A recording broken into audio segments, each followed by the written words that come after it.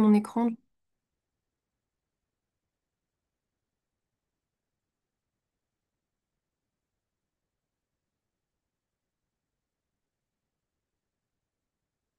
Est-ce que ça fonctionne? Non, pour l'instant, je vois rien. Ah voilà, ok. Et là, Ouais, là, c'est bon. Parfait. bonjour à tous et à toutes. Merci pour l'invitation et je suis très contente de venir vous parler de ce livre, Shadi, une histoire du vol PS 752, qui est un livre un peu particulier puisqu'il a été écrit et dessiné du coup par enfin, deux auteurs et une autrice. Donc il y a trois styles graphiques qui cohabitent dans ce livre. Donc je voulais tout d'abord vous dire donc c'est un livre qui a aussi été pardon, je voulais aussi mentionner la traductrice donc Masume Laïji qui a traduit du persan ce livre qui est écrit par des auteurs iraniens. Donc, je vais commencer par vous parler juste un petit peu de la maison d'édition. Donc, ça et là, c'est une maison d'édition qui a été créée en 2005 et qui ne publie que des autres livres, des bandes dessinées d'auteurs et autrices de pays étrangers. Donc, cette année, on a fêté nos 20 ans. Et les bandes dessinées qu'on publie proviennent de 33 pays différents, donc on fait entendre des voix de différents pays. Et elles ont un pied, les éditions ça et là ont un pied sur un peu tous les continents. Et parmi du coup les pays dans lesquels, desquels viennent les livres de ça et là, il y a l'Iran, d'où sont originaires Shagayeg Moazzami, Toukan Estani et Manan Estani, qui sont les auteurs et l'autrice du livre dont on va parler aujourd'hui. Un petit mot, je voulais vous dire aussi un petit mot sur les autoristes de ce livre. Donc ils ont tous les trois dessiné pour la presse. Ils ont tous aujourd'hui quitté l'Iran et ils vivent à l'étranger. Donc Manan Estani est réfugiée politique en France depuis une quinzaine d'années, une dizaine d'années, une quinzaine d'années. Shageg Moazzami est elle exilée au Canada, à Montréal, et Toukan Estani, lui, est à Toronto, donc au Canada également. Manani Estani, c'est un auteur avec qui on travaille depuis sa première bande dessinée, Une métamorphose iranienne, qu'il a écrite quand il est peu de temps après être arrivé en France. C'est une BD qui raconte l'histoire de la caricature qui a fait qu'il a quitté l'Iran et qui raconte son séjour en prison. Et ensuite, il a publié plusieurs bandes dessinées qui ont été en coédition chez nous avec Arte. Et la dernière, donc Shadi, qui elle n'est pas en coédition avec Arte, mais je voulais mentionner aussi Les Oiseaux de papier qui avaient été sélectionnés à Angoulême dans la sélection, notamment la sélection lycéen. Et on a fait aussi cette année une version Falc, donc c'est des étudiantes qui ont travaillé sur l'adaptation de cette version en facile à lire et à comprendre. Et on a rencontré sur des salons plusieurs professeurs qui nous ont dit que ça pouvait être un médium intéressant, donc si ça vous intéresse aussi. On pourra discuter de cet ouvrage ensuite. Euh, Une autre des autrices avec qui on a déjà travaillé, c'est Shagayeg Moazzami, qui a écrit du coup deux livres chez nous. Deux livres dans lesquels elle raconte ce qui se passe en fait entre l'Iran et le Canada, et dans lesquels elle raconte sa vie d'exilée, sa nouvelle vie au Canada, mais également elle revient sur sa vie en Iran, les raisons qui l'ont poussée à fuir l'Iran, mais également euh, son enfance, ses souvenirs heureux dans ce pays. Et donc c'est voilà une imbrication, un peu une navigation entre passé et présent qu'elle présente dans ces deux livres avec des thèmes un peu différents dans chacun et des ressorts graphiques un peu différents dans chacun d'entre eux. Et ensuite, le troisième auteur de ce livre, c'est Toukan Estani, donc le frère de Manan Estani, qui est lui aussi dessinateur de presse et qui n'a pas, enfin c'est sa première bande dessinée, Shadi. Il avait réalisé deux nouvelles pour le recueil Femme, Vie, Liberté qui avait paru chez l'Iconoclaste, je ne sais plus en quelle année, peut-être 2023 ou 2024. Mais Shadi est sa première bande dessinée. Voilà pour les auteurs et autrices du livre et je vais passer à la suite. Ah, alors attendez, pardon, j'ai un petit problème de document.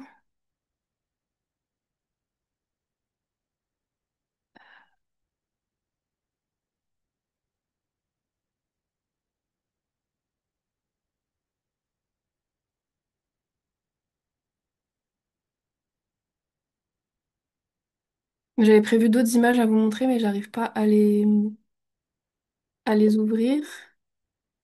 Désolée.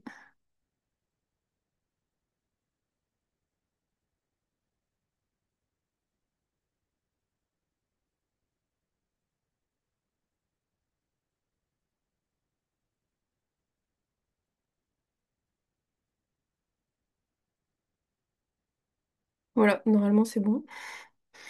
Est-ce que vous voyez bien la couverture? Est-ce que quelqu'un peut me dire si vous voyez bien la couverture du livre? Oui, c'est bon, on voit en plein écran, c'est parfait. Parfait. Désolée pour ce petit contretemps. Donc du coup, aujourd'hui, je vais vous parler de Shadi, une histoire du vol PS752 qui est paru en août dernier. Et donc l'histoire de Shadi, ça parle d'un événement qui est survenu le 8 janvier 2020. Un avion à destination du Canada, en fait, s'est écrasé peu de temps après son décollage de l'aéroport de Téhéran et a tué, enfin, ce crash aérien a tué 176 civils. C'est une catastrophe qui est intervenue en pleine crise entre les États-Unis et l'Iran. Et malgré les dénégations du régime qui au début ont clamé une défaillance technique, on apprend en fait rapidement que c'est l'armée iranienne qui a abattu l'appareil de tir de missile. Et donc ce livre a raconté toute cette histoire, les circonstances de ce drame et les lentes révélations des réelles causes de l'accident. Enfin du crash quoi. Le livre donc s'intitule Shadi, une histoire du vol PS752. Shadi, c'est le nom d'une jeune femme qui est décédée dans le crash, dont vous pouvez voir un dessin ici qui est dans le livre et qui est dessiné du coup par Toukan Estani. Et cette jeune femme faisait partie de l'entourage de Touka, Mana et Chagayeg. Elle allait se marier avec le fils de Touka, Nima, qui apparaît aussi dans la BD. Et elle connaissait bien Mana et c'était une amie de Chagayeg. Donc c'est pour ça, enfin, en fait, ils connaissaient toutes les trois cette victime. Et peu de temps après la catastrophe en 2020, les trois se sont réunis, Mana, Touka et Chagayeg. Ils avaient pour projet de faire un livre ensemble depuis longtemps. Et vu les circonstances actuelles dans lesquelles ils se sont réunis, ils se sont dit qu'ils avaient envie de travailler autour de cette tragédie-là. Et c'était à la fois pour travailler autour de cet événement, à la fois pour faire le deuil de ces personnes disparues et de cet événement qui était vraiment, enfin, et parler de cet événement qui a été vraiment un point de non-retour pour eux et pour de nombreux Iraniens et Iraniennes. Et c'était aussi pour demander justice. Mais ça, on pourra en parler un peu plus tard dans la présentation. Donc dans ce livre, il parle de l'histoire, il se remémore aussi des moments de vie heureux vécus avec Shadi. Il parle du contexte géopolitique, du contexte historique qui entoure cet événement, et ils expriment aussi leur défiance envers les dirigeants iraniens, racontent leurs mensonges, l'opacité du régime, et enfin, montrent à quel point pour eux ils représentent une menace pour leur propre peuple. Euh, Donc voilà pour le résumé de l'histoire et donc pour vous parler un peu de comment est construit le livre avec pour imbriquer en fait ces trois styles graphiques très différents. L'histoire en fait fonctionne un peu comme un journal de bord qui retrace précisément la chronologie des événements et débute quelques jours avant le drame. Cela nous permet donc de comprendre le contexte politique qui entoure le crash aérien, les fortes tensions entre les États-Unis et l'Iran qui précèdent le drame, et ça nous permet, de comprendre tout cela. Dans ce contexte-là, et donc on voit en fait les différents événements en fonction la vision des différents événements par les différents auteurs et l'autrice, qui simultanément réagissent à cette actualité-là au fil du livre et dont ils décrivent ce qu'ils ressentent et comment ils découvrent les événements. Et, euh, et dans ce contexte, du coup, les lecteurs et les lectrices assistent aux événements quasi en temps réel dans le livre et dans des planches qui sont frappantes et remplies d'émotions. Donc dans cette planche que vous voyez à l'écran, on voit le côté journal de bord avec la date et le lieu, là c'est des planches de Manani Estani. On voit la date et le lieu qui sont indiqués. Et dans cette deuxième planche que je peux vous montrer ici, on peut voir enfin, la réaction de tout cas quand il apprend le drame. Et c'est des planches qui sont remplies d'émotions et qui sont assez frappantes. Donc ensuite, après avoir appris le décès de Shadi et de ses autres passagers, et avoir compris tout ce qui se passait autour et tout le contexte qui entoure cet événement, on assiste en fait après ce choc, on assiste aux lentes révélations de ce qui s'est réellement passé. Et, euh, et, euh, et on peut voir, excusez-moi. On revoit, on voit la colère, l'incompréhension et le marasme dans lequel sont plongés les auteurs et autrices qui ne comprennent pas en fait ce qui s'est passé et qui ne comprennent pas comment le régime a pu mentir et puis ensuite euh, faire croire à une défaillance technique et puis ensuite avouer finalement que ce sont des tirs de missiles iraniens qui ont abattu l'avion. Tout ça mesure que les auteurs l'apprennent aussi. Et c'est assez frappant d'être comme ça, entraîné avec eux dans cette incompréhension et s'en dégage une grande colère qu'on ressent aussi à travers ces pages remplies d'émotions.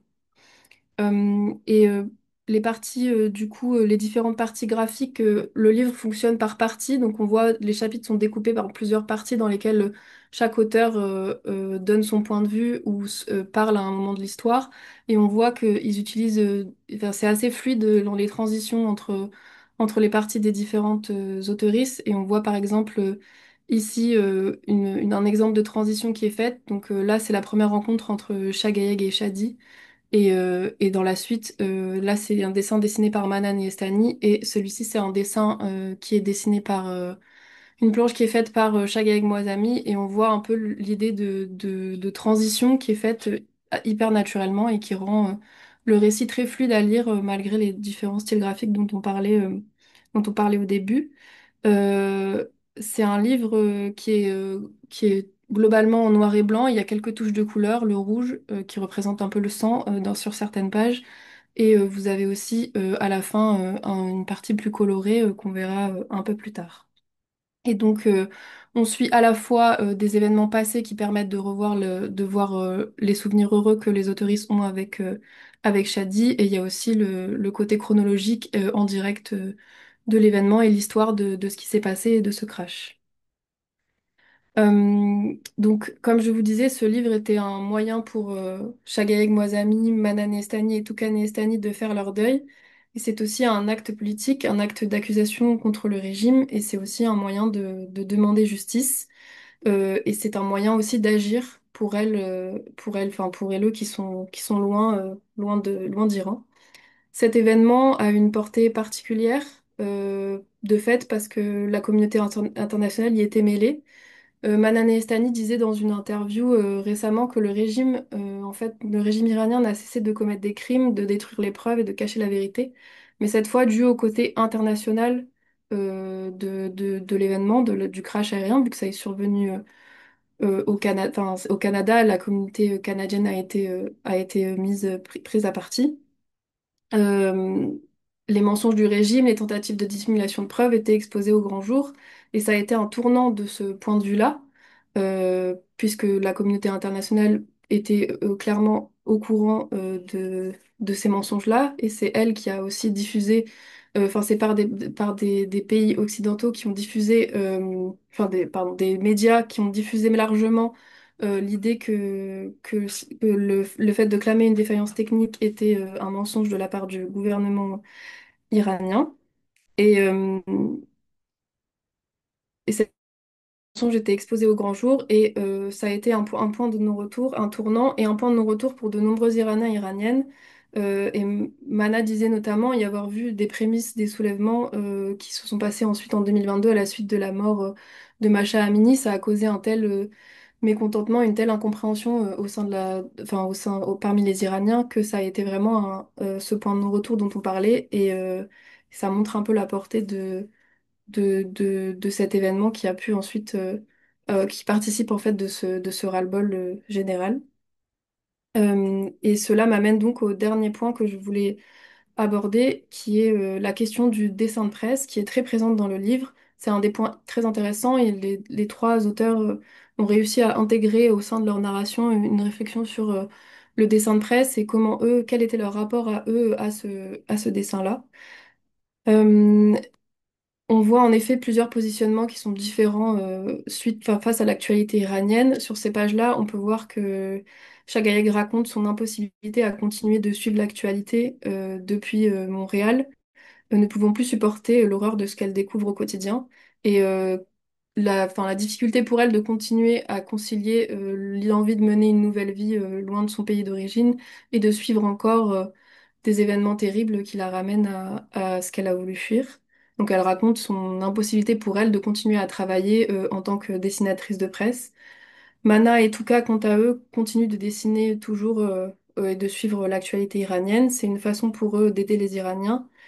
Pour Mana, il le dit souvent il l'écrit aussi dans le livre. C'est pour lui le seul moyen de se sentir utile et c'est une forme d'exutoire à la colère et au sentiment d'impuissance qui naît de ces actualités. Et il en va de même comme on peut le voir par exemple planche-là, avec une vision assez imagée de ce trop-plein que crée le fait d'apprendre toutes ces nouvelles qui lui arrivent d'Iran. Et c'est pareil pour Touka, qui décrit dans ses pages aussi la difficulté de recevoir cette actualité de loin et la volonté de tout de même dessiner, mais la difficulté aussi de prendre position face à ce qui peut se passer loin. Et c'est une partie très intéressante du livre, puisque ça permet, en fait, les deux auteurs nous font rentrer en fait, dans les coulisses de la fabrication de l'écriture et de la fabrication d'un dessin de presse, et à la logique à l'œuvre derrière leur création du dessin de presse de chacun d'entre eux. Et ben voilà, j'en ai fini pour ma présentation du livre. Voilà, si vous avez des questions, je peux tout à fait y répondre. Et voilà.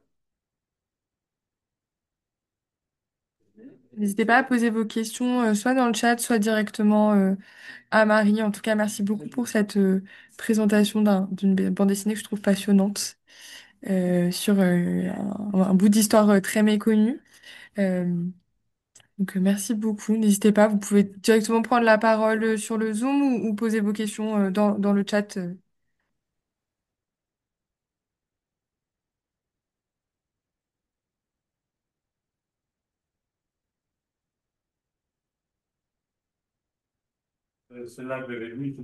Moi, sinon, j'avais une petite question. Je me demandais, est-ce que ça vous arrive aussi de travailler cette bande dessinée directement avec un jeune public, au cours d'ateliers ou en lycée, en collège? Nous particulièrement, non. On n'a pas travaillé par rapport à cette bande dessinée-là. Après, du coup, comme je le disais, il y a une bande dessinée de Manan Estani qui avait été lue par des lycéens et sélectionnée. C'est une bande dessinée qui parle, qui raconte aussi une réalité iranienne. Manan Estani, dans son œuvre, raconte par des moyens autobiographiques ou des histoires assez documentaires ce qui peut se passer en Iran et qui informe en fait un public qui n'est pas au courant, enfin comme nous. Mais celui livre particulièrement là, on ne l'a pas travaillé non avec des lycéens ou des collégiens. Mais je pense que ça peut s'adresser à un public lycéen. C'est intéressant aussi dans la résonance que peut avoir avec l'actualité et notamment par rapport aux révoltes liées à Masha Amini. Enfin, c'est tout un climat de mécontentement qui aboutit à ces révoltes et qui est toujours très actuel en fait. Toutes ces questions que les autoristes se posent même au début alors que enfin, quand le crash n'a pas encore été annoncé ou n'a pas encore eu lieu, les questions sont toujours quand est-ce que la justice va être rendue et quand est-ce que les bourreaux vont arrêter de tuer. Enfin, c'est un peu ces questions-là qui ont l'air de se répéter sans cesse, puisque c'est les mêmes questions du début à la fin du livre et encore maintenant, quoi.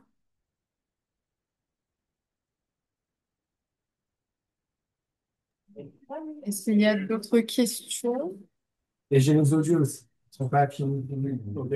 Que ce soit sur Shadi ou sur d'autres titres évoqués par Marie de la collection Ça et là.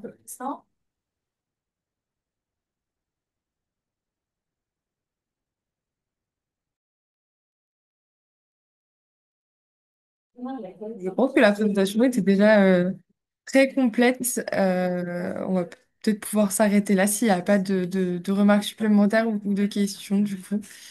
Merci beaucoup en tout cas pour cette présentation, Marie. Euh, N'hésitez pas à retrouver cette présentation sur une autre chaîne YouTube et à vous inscrire dès à présent pour nos webinaires professionnels qui auront lieu du coup la semaine prochaine, le jeudi 20 novembre. Et en attendant, on a hâte de vous retrouver tous sur le salon. Merci beaucoup d'avoir suivi ce cycle de conférences. Merci.